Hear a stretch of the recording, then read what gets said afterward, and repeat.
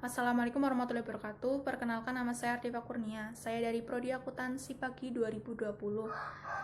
Saya di sini akan menyampaikan berita dari Kompas TV mengenai pertumbuhan ekonomi di Indonesia yang turun 5,32% akibat dari dampak COVID-19.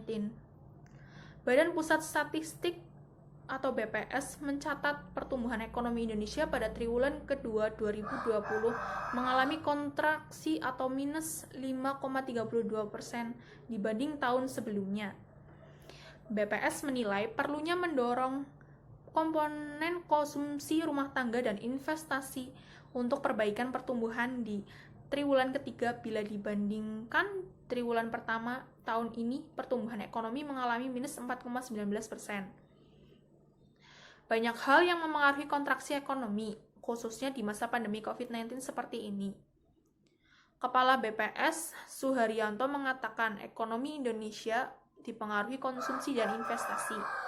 Untuk itu, perlu mencari cara agar dua komponen itu kembali meningkat di triwulan ketiga.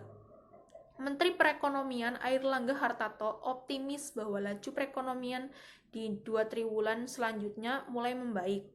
Ia menyebutkan sejumlah indikator dari penjualan retail dan keyakinan konsumen menunjukkan perbaikan. Penurunan ini ternyata lebih dalam jika dibandingkan dengan ekspektasi pemerintah yang memprediksi di angka 4,3% hingga 4,8% pada kuartal kedua.